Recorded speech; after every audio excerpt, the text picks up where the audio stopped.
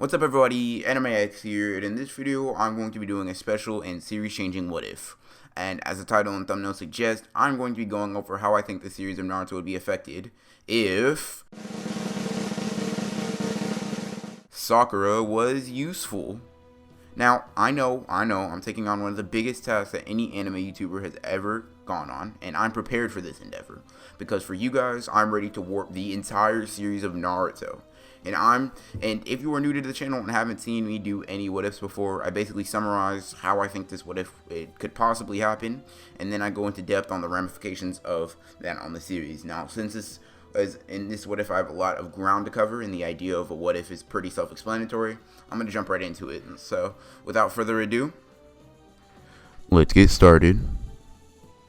So, like I said in my intro, the first thing that I need to talk about is how I think this change would likely come about in the character. Now, for Sakura, to make her be useful, I basically have to warp reality, right, to on a universal scale, just because Sakura is like literally built to be useless. But there are a couple places in the series where you could attempt to make her useful, but the place where I'm going to input the change is directly after the Land of Waves arc and before the Shonen exams actually start. And my reasoning for this is the fact that after seeing Sasuke and Naruto do their best and work as hard and fight as hard as possible in order to complete the mission while she stood there pretending to defend Tazuna, left Sakura feeling ashamed of herself, as she should have after that happened. Another thing that would definitely change is her attitude towards power and things like that would be the fact that she realizes how she considered Naruto a failure as a ninja, but yet he did infinitely better on the mission than she did, so this would also change her perspective on Naruto as a whole. The final straw that pushes her to realize that she needs to change is the fact that she knows if Sasuke is ever going to accept her, she needs to be powerful enough to stand next to him as a ninja. So basically it's a combination of all these things that push her to actually make the change. Now, the first thing that Sakura does after they make it safely back to the village is she sincerely apologizes to Naruto and Sasuke for her uselessness in the mission, and she pledges them on her life that she'll never hold them back again. A promise that probably won't be broken later. And after they say it's fine, Sakura just runs back to her home and decides that she needs to figure out how she's going to get stronger. And she also wants to do something to symbolize her change towards really everything. So the first thing that she does is cut her hair, similarly to how she does in It's a Sound Ninja. But I believe this holds a little bit more symbolic weight than it did in the original, for the fact that she's cutting her ties, not to her old self. But unlike in the original, like she doesn't do it in response to being held by an enemy. It's not shown as this huge dramatic scene that like, you know, it's not like awakening a shrine. Like, it's not on that level of like, oh wow, she cut her hair. It's just like she's symbolically cutting her ties to her old self, and she does this of her own volition.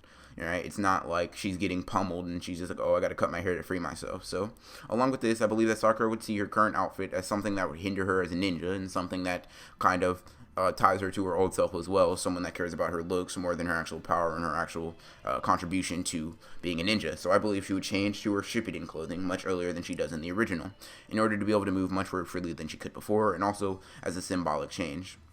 The next day when she meets up with Sasuke and Naruto asks what happened to her hair and clothes, and all Sakura says is that she made a little change. Now, during the brief period they had between the Land of Waves arc and the Shonen exam, Sakura is training non-stop, doing everything she can to hone the skills that she knows she has an affinity to.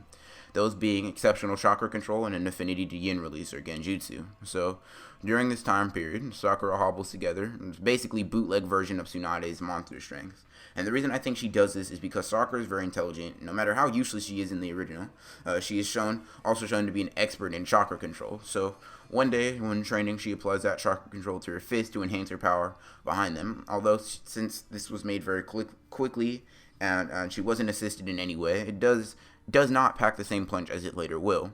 For her genjutsu training, I believe she'd go to Kakashi in order to practice reversing, releasing, and even using genjutsu to a certain degree. Once the time comes, just like in the original, Kakashi suggests that they attempt to take and pass the Chunin exams, which they are all eager to take for different reasons. Sasuke wants to test his power in the exams, the Chunin exams bring Naruto closer to being Hokage, and Sakura wants to see the fruits of her training, although she hasn't been training very long, so she's really dedicated to trying to show off how good she is now. So, as soon as Kakashi offers this, they all instantly accept with no hesitation, none of them being aware of the hardships that are ahead of them.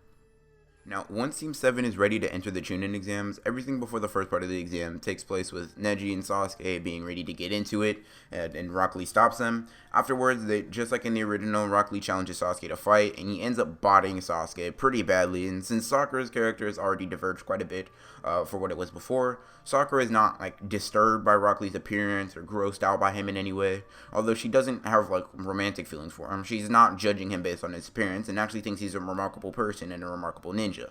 And Sakura is attempting to find any way possible to get stronger, so she attempts to figure out exactly why Sasuke was outpaced even though he had the Sharingan. She also wonders how Rock Lee could have become that godly fast in terms of speed, although since she do have to hurry up and get to the first stage of the exam, she has to wait till later in order to process all of the crazy things that she's seeing. She's seeing someone that can blitz the Sharingan, which seemed impossible to her previously, based on Kakashi's thing. But since Sakura is an analytical person, a lot of her strengths are going to come from her realizing other people's strengths and trying to implement them into her own fighting style. Since Sakura's strong suit was in the original also her intelligence, I don't see anything changing from the first stage of the exams. She's just going to pass them with flying colors, and Naruto's going to be retarded basically, and Sasuke is going to use the Sharingan to cheat. So the first place where the first stage of the exams in the first place, or extreme changes in Sakura's character are going to occur, are going to actually be in the Forest of Death. Like, she's not going to really change too much, or no changes are going to be shown in the first stage. They're going to be more displayed in the Forest of Death. Now, after the fairly uneventful first stage of the Chunin exams, everyone gets prepared to take on the challenge of the Forest of Death. Just like in the original, Naruto speaks out of line and gets cut, and then Orochimaru in disguise speaks up and draws Sakura's attention. And the reason for this is that Sakura senses a trace amount of bloodlust, and she is also more hyper-vigilant than she is in the original, and all of her brain power is not, clouded by the thought of Sasuke, right? And she's not really worried about that. She's more worried about being able to, show off her strength and see how powerful she's really become. She makes a mental note of that person, that they need to avoid that person at all costs, and then she, along with the rest of Team 7, go running into the Forest of Death, all of them preparing a strategy on how to win. And they keep moving for quite a long time before Naruto goes off to take a leak. Just like in the original, an imposter transforms into looking like Naruto, except for the slight flaw that his kunai pouch is on the wrong side. Sasuke realizes this and beats down this fake and forces him to leave, with both Sakura and Sasuke finding Naruto tied to a tree and gagged. This makes Sasuke realize that they need a code in order to make sure that that another situation like this won't happen again. As usual, Sasuke makes the code, and Sakura memorizes it instantly. Naruto has no way of remembering. And this hypothetical what if, I'm going to say that Sakura realizes that since there's no way Naruto could possibly remember that elaborate code, she's aware that if Naruto gets caught again, that she needs to attack anyone that is able to recite that code, especially quite easily, and just gives up that information. With this in mind, like in the original, Naruto ends up getting eaten by a snake, and Sasuke and Sakura regroup.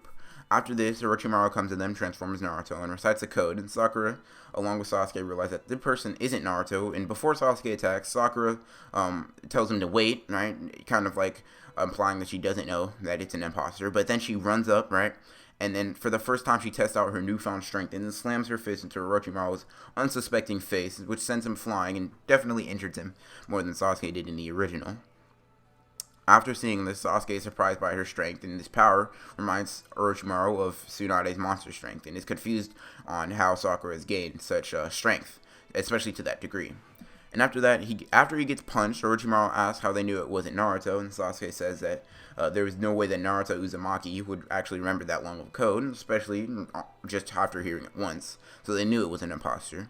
Then after this, Orochimaru loses his Naruto facade, and the bloodlust that emanates off of him makes Sakura and Sasuke freeze with fear. And just by looking at him, they get visions of their death, just like in the original. Then he attacks while both of them are helpless and defenseless to his attacks. And that, everybody, is where I'm going to end the pilot of this What If. And wow, this one was quite challenging for me to make, just because of the fact that I have to imagine Sakura as a cool, useful, and important main character, which is a pretty difficult thing to do after watching Naruto and Naruto Shippuden, but it's a pretty interesting experience, to say the least. I foresee that this video will maybe do slightly above average in terms of exposure and stuff like that, and I hope you guys will enjoy this What If, and I hope that it creates maybe a more enjoyable scenario for Sakura for you guys. And for those of you that have been here for a while, you know the deal. If you want another part to this, make sure that you let me know in the comments. Make sure to like the video, and if you are new to the channel and like the video and haven't already done so, consider subscribing and hitting the bell for more What Ifs like this, and so you don't miss any additions to this series. series in particular. And I would just like to thank all of you that made it to the end of the video. And as always, guys, this is Anime X signing off.